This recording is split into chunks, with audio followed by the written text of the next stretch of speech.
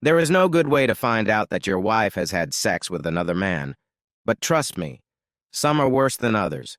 But of course, the way I found out has to be the worst of them all. This day was similar to many others that had preceded it, and the weather, if anything, from what I remembered of it, was nothing exceptional. What was abnormal was that when I got home that evening, my wife, with whom I had lived for 6 years, was not there. Robin was working part-time at an insurance office for some guy named Tom Blowers, had been there for about 6 months, and was usually home by then. I was away on business for a few days, and was looking forward to being welcomed back into the arms of my beautiful young wife. Her not being there didn't particularly bother me, but unfortunately, my lack of concern was about to spill out. An hour later, and I was beginning to worry when the front doorbell rang. I jumped up and headed for the door, wondering if Robin had lost her key, but when I opened the door, I was surprised to find 2 policemen there. "Mr. John Fielding?" he asked calmly. "It's me," I replied, wondering what they could possibly want. "Is your wife Robin Fielding?" "That's right," I confirmed, my insides filling with lead as I imagined what bad news that question might mean. It was, much worse than I could ever have expected. "We're very sorry, sir, but we have some bad news for you. The rest of it was like a blur, and you'll have to excuse me if I don't, or rather can't repeat it word for word. The bad news, of course, was that my Robin, my beautiful young wife, was no longer with us. She wasn't at home with my cooked dinner on the table for the simple reason that some poor, unfortunate soul was pulling her lifeless body out of the river. She wouldn't be there with my dinner ready the next day or the day after tomorrow. I cried a lot over the next few days. I cried and cried out to a God I never believed in to ask how he could be so cruel. I opened her drawers and closets and spent hours looking at her clothes and underwear, unable to accept that I would never see any of it on my beautiful wife again. People were nice, or trying to be nice, but how could they comfort the inconsolable? I hardly knew her parents, who lived overseas, but even so, calling them with the news was just awful. Could none of them bring my Robin back? Just when I thought I had reached the bottom of the pit, things got even worse. They had no idea how Robin could have ended up in the river on a perfectly ordinary spring day, or even why she was supposed to be in this part of town. The autopsy was duly conducted, and to my shock, it turned out that Robin had taken a whole bunch of pills, probably sleeping pills, shortly before entering the water. The term suicide was discussed, but not directly for me at that stage.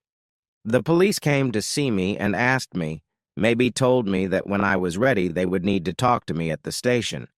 I didn't want to do that, not wanting to admit that Robin could have done such a thing, or that she would have had any reason to do it.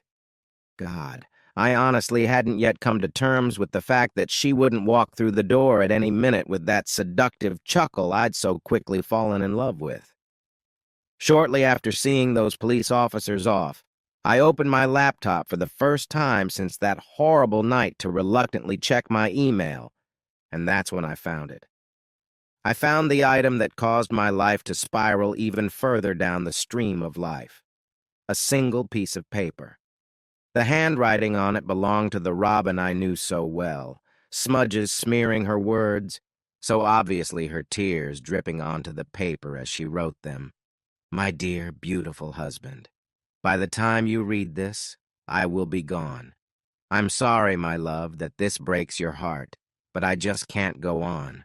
I can no longer put up with myself for what I have done to you in our marriage. 3 days ago, Tom asked me to stay in the office for 10 minutes after the others left to help him finish some paperwork, but that wasn't his real reason. I'm not sure if it qualified as rape, but he forced himself on me. I swear to you, John, that I tried to fight him off, but he was much stronger than me, and soon I was exhausted and just gave up. He undressed me and took me, and God help me, John, I gave in to him.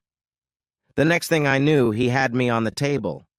The only reason I know this is because after that he let me get dressed, but wouldn't let me leave until he showed me a video he had made of the whole thing, and made it clear that within the hour it would be edited to show the world how I had encouraged him and was a willing partner. That is, of course, unless I let him enjoy my body again. That night I went home and cried until I fell asleep. I swear I would have confessed to you that night, but you were gone for 4 days up north at that trade show, and by the time you got back, Tom was threatening to expose me to you, our friends, my parents, and the whole world. I couldn't think straight, and you weren't there to help me, so I gave in to his demands to have sex with him again to shut him up. Of course it was stupid of me, but by then it was too late, and he blackmailed me into continuing. I'm sorry, my love, but I can't take it anymore, and I have to end it. I won't be able to face you when you come back, and I won't be able to face the world, and I pray that you will forgive me for taking the easy way out. I hope you find the strength to forgive me for what I have done, and I pray that you forget me and find another woman who is more worthy. Your loving wife, Robin. There may be words to describe my feelings after reading this letter, but I can't string them together. I should have gone to the police right away, but the thought never crossed my mind. But if I had, my story would have been very different. I sat there remembering how we met. I had dropped out of school and joined the Merchant Navy instead of going to university, and soon found myself on a supertanker in the middle of the ocean. Royal Dutch Shell didn't believe in spending too much time training its new officer cadets before they could prove they could adapt to life at sea. You shouldn't spend money only to find out that I was seasick the whole time or missed my mom too much. It was a case of being thrown into the deep end and floating or drowning, and out there in the middle of the ocean, diving didn't seem like an appealing option. Over the next few years, our stops at ports around the world were shorter than the Royal Navy's, but our officers' uniforms seemed just as attractive to the local ladies, and our higher pay probably even more so. Not that I went with professional ladies, although the distinction between them and some of my bedmates was sometimes somewhat blurred. The first woman on my first shore leave might well have been an exception, though I would have been too drunk to notice the difference. If so, I wasn't the one who paid her, but it's no secret to shipmates that rookies don't come home still virgins. That pretty much summed up my personal life, until one day the company decided I had a special skill that they decided to use ashore in the company's technical office, and I started a new career direction by promising that I could go back to the ships if it didn't suit me. I decided that was fine with me on my 3rd week back ashore when I was introduced to Robin at a party. She was unlike any girl I'd ever met before, and I barely knew how to act around her. Up until then, I had almost never dated a girl without ending up in bed with her the first night. Not unless I got too drunk or got into a fight before we got there. And yes, when you were young and stupid, even officers got into fights. In uniform, we were the epitome of quiet authority, but in plain clothes, we were as crazy as any other young guy, and the 3 years I spent in high school as an amateur boxer came in handy.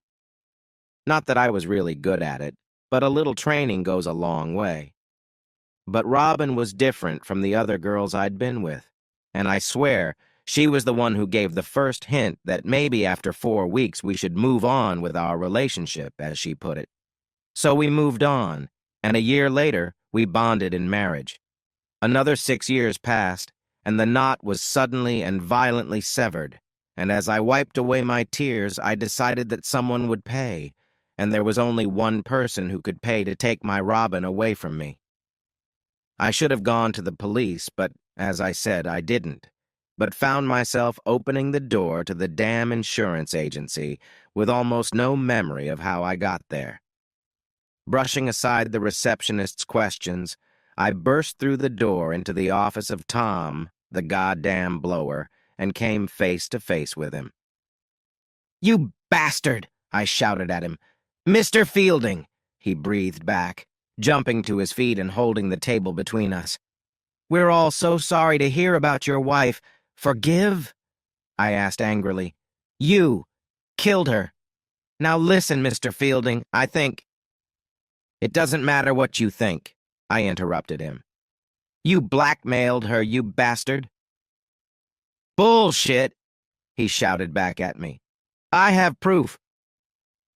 You can't prove anything. He glared at me fiercely, eliminating if there was any doubt at all that Robin's letter was true.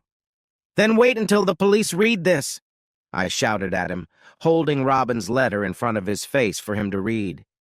Stupid bitch, he snapped, only managing to read the first few lines, and at that moment, something inside me snapped. Tom was bigger and heavier than me, but not by much, and unlike him, I'd learned to fight in the roughest ports in the world, and he probably hadn't swung a fist in anger since he'd graduated high school. I chased him around the table, Tom trying to keep it between us until he decided he saw a chance to surprise me. The punch was so long I could have easily dodged it, but I didn't even bother. His punch came on target, but before he could prepare another, I hit him 4 or 5 times, knocking him to the floor. In my haste to inflict further punishment, I angrily pushed the table to get to him, but only managed to tip him over on it. The bastard rushed after it, trying to defend himself from the barrage of punches and kicks I unleashed on him, screaming in frustration that I couldn't get to his face to hit him in the back of the head with my teeth. Maybe it was the noise. Maybe it was the way I angrily squeezed past the receptionist. And maybe there was a patrol car nearby. But the next thing I knew, the guys in blue were dragging me from the bloody mess below me, obviously tormenting me as I lashed out at them in a rage as well. I woke up in prison with pain throughout my body, surprised at my own cruelty but not regretting it. I hoped I had killed him, whatever the consequences, and swore I would one day when I discovered I hadn't. For the first time in my life, I discovered what it meant to truly hate someone. It wasn't a pleasant experience, but maybe in some strange way it eased my pain of losing my wife. I suppose the brain only has a certain capacity for emotion, and the sadness that so overwhelmed me had to make room for the hatred I had at the time. Tom had been pretty badly beaten up in the hospital, and I knew I would probably have to pay for it, but with the evidence I had of his blackmail, he would suffer even more at the hands of the court. This thought allowed me to calm down a little, until another suddenly came upon me like a speeding train. My evidence. Where was it? In my haste to go and smash his face in, it hadn't occurred to me to make a copy of Robin's letter, and when the police dragged me out of Tom's office, what had happened to him then? Oh, shit. I convinced myself that justice would prevail, and that the letter would turn up, but it just didn't happen. The state Tom was in then was doubtful he could dispose of it, and the secretary administrator denied seeing it when he was questioned by the police. I begged and cried, trying to persuade the law to look into the matter, but alas, to no avail. It came down to my word against his word that the letter existed at all, and in the mood I was in, my sanity must have been under some suspicion. I'm pretty sure the investigator believed my story deep down, but without proof, even I had to admit in the end that the case was a dead end. Not in my case. I beat Tom thoroughly, and when asked if he wanted to press charges, he went for it. Not content with being responsible for my wife's death, he now wanted revenge on me. Not only that, his lawyer opposed my bail while I was awaiting trial, telling the court that his client feared for his safety if I was released. Of course, he was acquitted, though he should have been worried about his life rather than his safety, and when I was denied bail, my hatred almost went into overdrive. The court case could have gone worse, all things considered, and I think I smiled for the first time in months when Tom, limping, walked over to give his testimony, the marks I'd made on him still evident. He avoided looking at me throughout his questioning, while my intense gaze in his direction never wavered once, and I wondered if that had an effect on some of the jurors. The prosecution bought into the fact that I did a little boxing and made it sound like I was a professional or something and that I was a dangerous person out of control. My attorney pointed out that it was at a low level when I was in high school and had nothing to do with the case.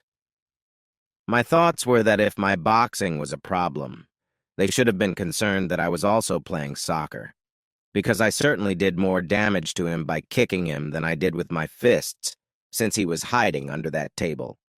Another thing that went in my favor was when my attorney asked Tom if he thought I was right to attack him after blackmailing my wife and driving her to suicide. "Objection!" shouted the accuser. And the good judge, unfortunately, quite correctly allowed it, telling my attorney to be careful what he said and instructing the jury to ignore the question. "Okay," my attorney continued, looking at Tom. "Considering that my client thought that you were blackmailing his wife, then you think he was—" That's all he had time to do before there was another scream. "Objection, Your Honor! Noise!" It took a good 10 minutes to restore silence to the court, with another instruction to the jury to ignore what my attorney was saying and a rather firm reprimand to him. The prosecutor asked for a recess, but the judge refused, which also caused him difficulty, a mild hint that he believed the blackmail charge, though he couldn't let it be heard in the courtroom. When it was my turn to testify, it started all over again. When I was asked why I beat up my late wife's employer, and yes, my lawyer phrased it that way, it gave me a chance to make my point, but choosing my words carefully. After my wife committed suicide, I began, hesitating and looking directly at the jury to make sure they understood. I found a letter from her telling me why she did it. The prosecutor jumped to his feet, but was besieged by the judge, who waved him to sit down, warning me to be careful what I said, and asked where the letter was now. "I left it in the bastard's office when I went to beat him up for what he did to my wife," I replied, the judge waving at the guy on the other side as he jumped to his feet again. "Mr. Fielding," he reprimanded me sternly, "I warned you to be careful what you say in this room. How can I answer a question honestly if I'm not allowed to talk about this bastard who raped my wife and then blackmailed her and forced her to commit suicide?" I managed to speak before the court erupted again. There were shouts of "objections" and "order in court," and this time everyone seemed to jump to their feet. Even a couple of jurors stood up and shouted to add to the confusion. This time my attorney asked for a recess, and I think the judge was relieved to grant it, ordering the two attorneys to report to his chambers immediately. I was never privy to what was discussed between the three of them, but before the case resumed later that day, a brief message warned me that, although the charge was undoubted, I had my chance and should keep my mouth shut and it would do me good. Of course, I was not called to the stand, and it was all over pretty quickly.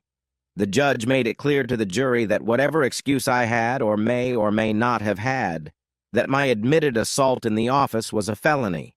They went out to think about it, and came back in a flash with a guilty verdict, but a recommendation for leniency. The judge duly gave me 3 months, which disappointed me until he pointed out that I was now a free man, having already spent that time in jail on remand. The newspapers and local news channels picked up on this, and I put my head down, having been warned that any inappropriate remarks I made could end up back in front of the judge. However, hints abounded, and although it didn't last long as news interest, Blower's reputation was ruined and his business collapsed within 6 months. I was very pleased with the way things turned out, and decided that Tom wasn't worth the risk of murder. I only spent 3 months in prison, but that was enough to realize that I didn't want to go back there. I forgave Robin, effectively deciding that I had nothing to forgive, except perhaps that she had acted unwisely and left me alone in the world.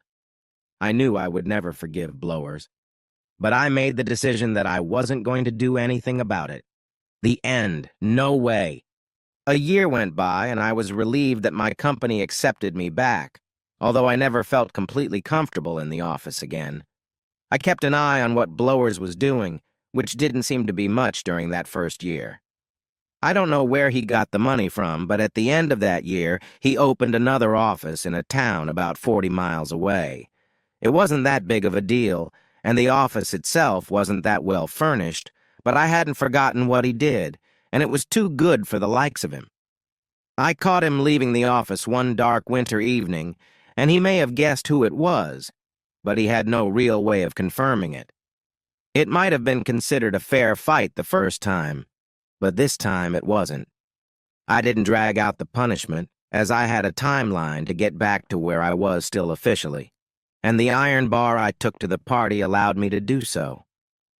I could have killed him, but I didn't want to anymore. I could have beaten him to a pulp, but I didn't want to. I wanted him to be hurt, but not so badly that he wouldn't recover months later, knowing, though he couldn't prove it, that it was me and that I'd be back again. And again. The police paid me a visit, of course, but I had an iron alibi, for I had never left the ship, that I had spent the evening visiting my old friends, and you can't be more reliable than a ship, can you? I was no longer sure I really liked the man I had become, but I was on a mission, and that's all that seemed to matter.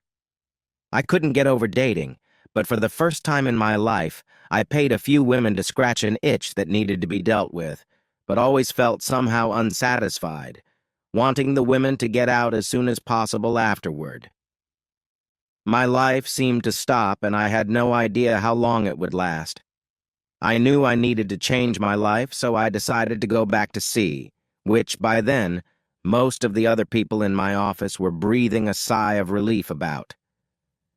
Another thing I didn't need to tell the psychologist was that I had to get rid of my obsession with making blowers pay. It was ruining my life, and I had to get over it. I hated the bastard, but that hatred was ruining my life more than his. Stupid, huh? Easy. Back to sea and all would have been well, but of course it didn't work out that way, did it? It was a few days before I was due to go to Kuwait for the 4th time this year when it happened. Purely by accident. As I was walking down the street, I practically bumped into him.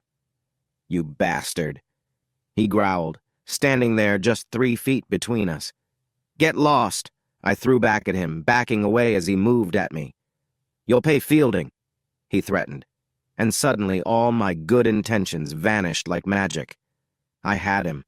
I had him where I wanted him, and he had no idea. I had him, and I was going to use that to my advantage. He swung at me, and I ducked somewhat clumsily, looking around to make sure there were plenty of witnesses around us to confirm what was happening, that he was the one making the unprovoked attack on me.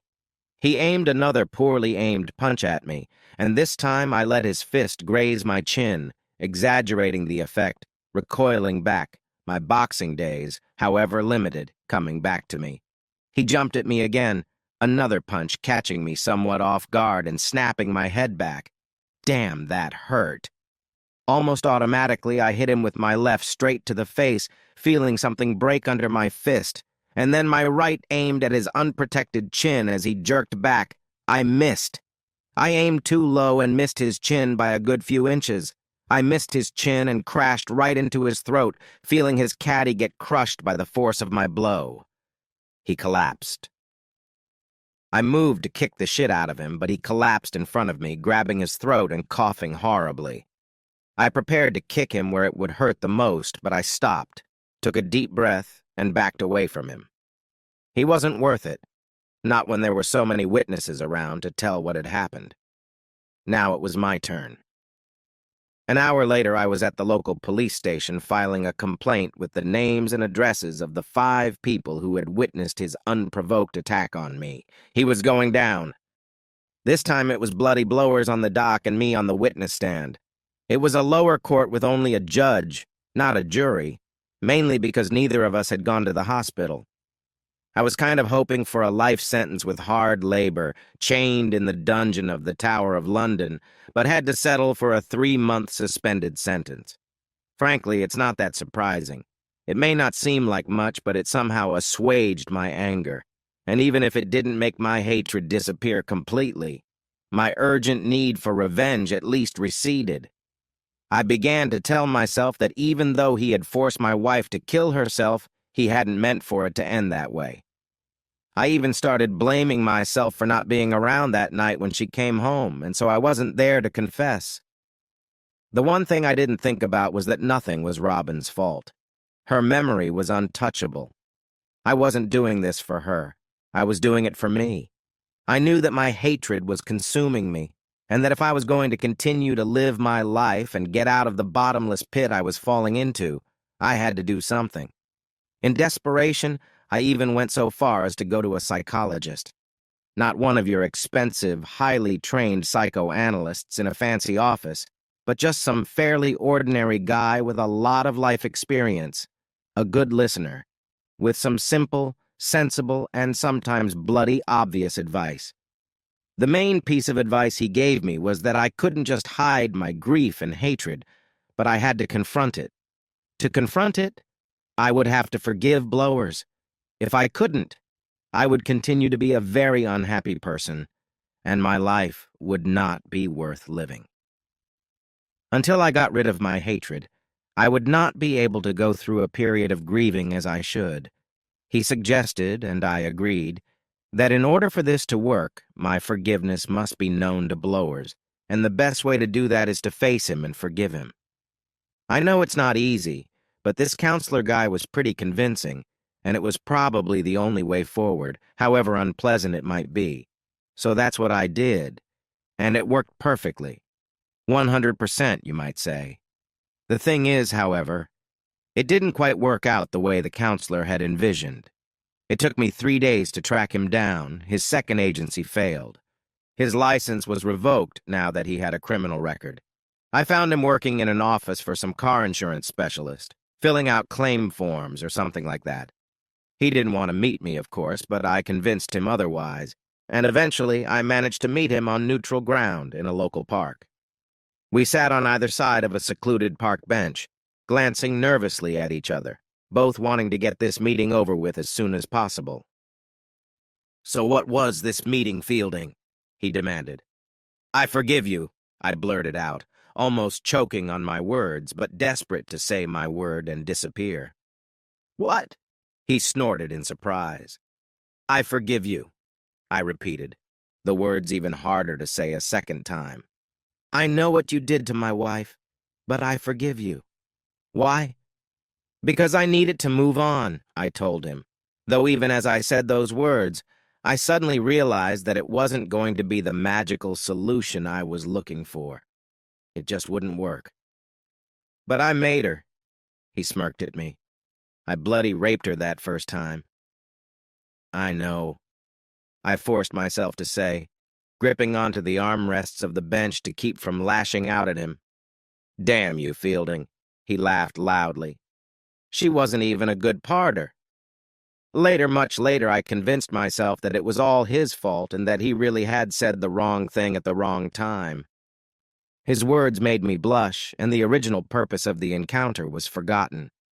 I had a couple of cuts on my face afterward, so he must have made some effort to fight back, and I have vague memories of him begging for mercy. I can remember the pleasant feeling when my fist smashed something on his face for the second time since our conflict began, and his screams when I kicked the bastard a few times. I can't remember anything else, not even walking away and leaving him there. I was in a kind of daze until that evening, when I walked up the gangway to my ship leaving for Saudi Arabia. If I thought about it, I'd be surprised that I made it to the ship at all without being captured by the police. But I did. Not only that, but I was never interviewed or even contacted about the murder of Tom Blowers. Yeah, that's right, you heard me right. Blowers wasn't a big guy, but his murder made headlines. Not because of him, but originally because of the man they arrested for his murder. His name was Mike Jones, and if that name sounds familiar to you, it's because he was a pretty well-known local hoodlum involved in all sorts of small and not-so-small scams and crimes in the neighborhood. What I didn't know, but what became clear, was that a certain Mrs. Jones worked for the insurance company in the same office as Blowers, and that he was up to his old tricks again, and Mr. Jones resented it. When I first heard the news on board ship that night that a body had been found in the park with a bullet wound to the head, I assumed that the press had just gotten it wrong again. When it became clear that they hadn't, I was shocked, to say the least. The court case became a sensation. Jones never denied shooting Blowers, and made it very clear why the bastard deserved it. But the case was thrown into disarray when the medical examiner stated that Blowers may have already been dead when Jones shot him, only to be disagreed with by another equally distinguished gentleman of medical persuasion who objected that such a claim could not be substantiated. Jones, for his part, realizing that he could hardly be found guilty of killing a man who was already dead, concocted a plausible story that he had gone in search of blowers and followed him into the park. When he found him lying senseless in a pool of blood by a park bench, he put a bullet in his brain in anger anyway. He also mentioned the other man he saw hurrying away from the scene, to my surprise, describing him as a swarthy, foreign-looking weirdo about 5 feet 6 inches tall and limping. Since I am just over 6 feet tall, with fair, almost reddish skin and had no mobility issues, his statements were certainly cause for speculation. Whether he made up a story about dating someone, or whether it was just his way of thanking me for doing his job for him by giving a false description, I'll never know now, but I'm sure I was grateful. It certainly clouded the proceedings, and the press spent the day speculating about who the mysterious other man was. Reports of the appearance of the mysterious other man, as he came to be called, came from all over the country, and sparked a debate about whether it was wise to allow so many immigrants to settle here. Meanwhile, Jones's charge was reduced from murder to manslaughter, and when that, too, began to look dubious, it seemed that the defense had accepted the offer to find him guilty of aggravated assault and possession of an unauthorized weapon. He still got a 9-month sentence, but could have been out in 5 if he had behaved himself. Unfortunately for him, he didn't, but that's another story that has nothing to do with me. So I didn't know if I'd killed blowers or not, and that was fine with me. I kind of kept my promise to myself that one day I would kill the creep without feeling like I had become a murderer. My beautiful Robin had been avenged and my hatred had no purpose left, and so, almost accidentally, disappeared. Just as the counselor predicted, going to tell him of my forgiveness. Everything worked out perfectly, just not the way he predicted. And me? Well, I've been on ships for a few years and even got my assistant captain's certificate. I wouldn't say I had a girl in every port in those years, but I had a small but select list of phone numbers of young ladies who were usually very happy to see me. Eventually, my services were again in demand ashore, and by the time I retired, I found myself assistant director of operations, which pleased my wife to no end. That's right. I found myself another special woman to whom I could give my love, and we had plenty of time to produce 2 beautiful children. They became the center of my universe, but even so, every now and then, my thoughts would return to Robin and how things could have turned out differently if her life hadn't been wasted so early. I couldn't help it, but I couldn't deny that sometimes, just sometimes, in the privacy of my own mind, even though I loved my new family, I still missed Robin terribly, and somewhere in the back of my mind, always would.